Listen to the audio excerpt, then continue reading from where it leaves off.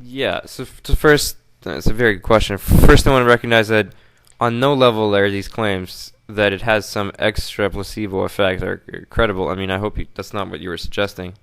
I'm not saying that a placebo effect is in itself a medicine. If it is a placebo effect and that's why it's working, it's sort of like what Felipe is saying. Like, I don't necessarily believe in everything that's out there, but I don't believe in a lot of the drugs that are out there that don't defy physics. You know what I mean? Like, I don't really necessarily think that it's good for people to be completely always prescribed drugs, because I do think there are natural ways of, controlling our health and things. And I think that that's ignored. Whether or not homeopathy itself is legitimate, whatever, right? But like, I don't think that you can say natural solutions to things out there.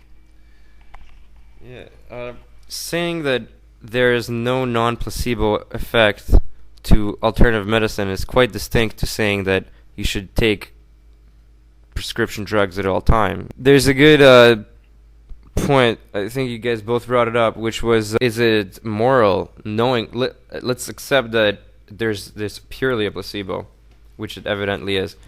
Is it moral to essentially prescribe somebody a placebo? The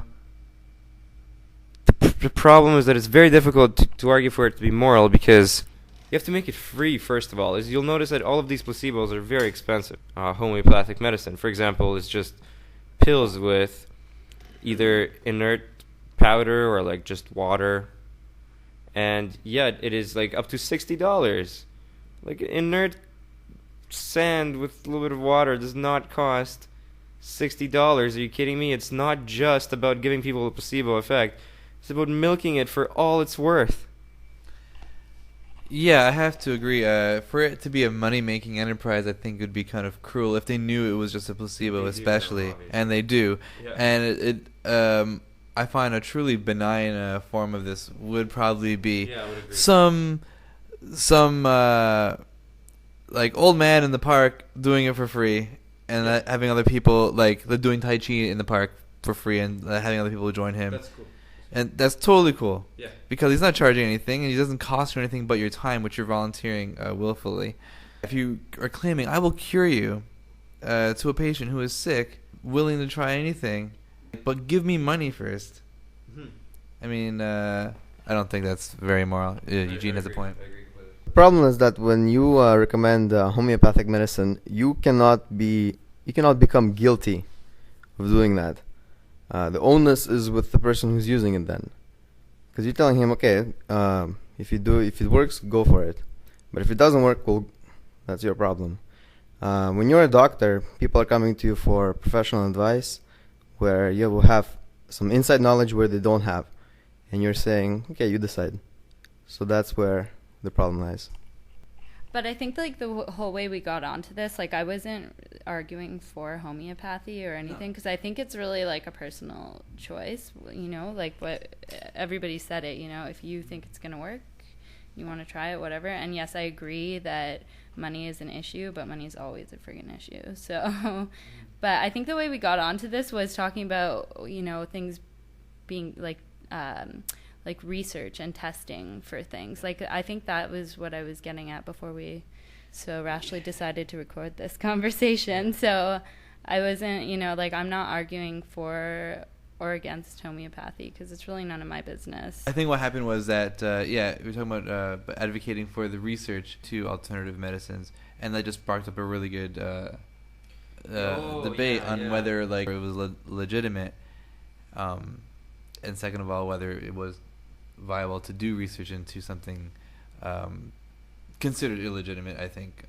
unanimously here. So, I mean, I guess I can challenge you or take issue with if you say if you were for the research into alternative medicines.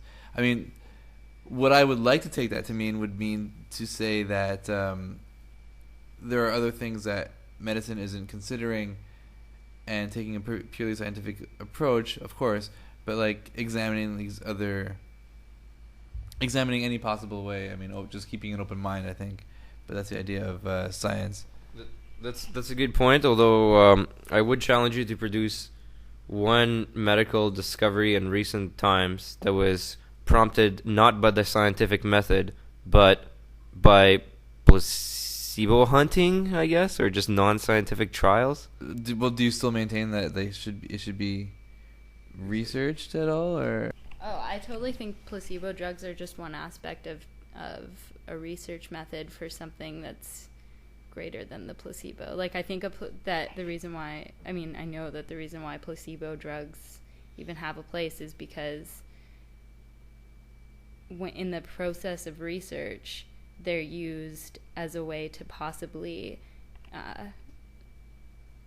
to possibly dispute the validity of whatever it is, whatever medication or treatment it is that's being researched. So that's what placebo drugs are. So I'm not going to be like, go out there, guys, sell placebo drugs to people and take their cash and promise them amazing lives, because obviously, hell yeah, that's immoral. Like, you can't argue that. Like, how if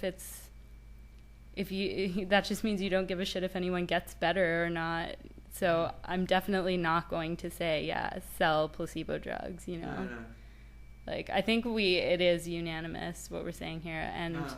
In terms of homeopathy, not like alternative medicines, like, there are people who think that stuff is legit. So if they truly believe that and they want to go out and do stretches to minimize their tumors, like, if they think that that's going to work for them, fine. But in terms of research, coming back to that, I think research, what I was saying earlier about research, is that it's a shame that there are doctors out there who are doing research, not doctors necessarily only, but people out there doing research on, crazy illnesses that we have, like cancer and,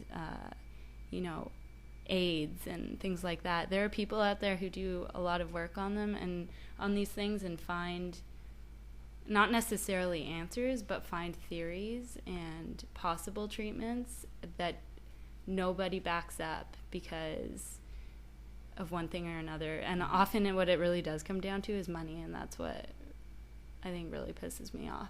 I was going to say, the only point to really argue for that is, you have this other thing that can give you this placebo, whereas if you don't use it, there's no placebo potential. Whether it works or not, well, that's one thing. But if, let's say, a doctor prescribes it to a child where placebo cannot really work if the child is of a certain age, let's say that number is 3, where he wouldn't be able to determine whether it's good for him or not. Then it becomes that the doctor is somehow comforting the parents by giving this to the child, which has no harm on him. So it's still, I guess, better in some way, except, again, spending money. My argument against that is that the parents shouldn't come to a doctor for counsel, to be consoled. It's not the doctor's job. The doctor's job is to make the kid better. There's other avenues and other facets that these parents can go to get that comforting touch and peace of mind.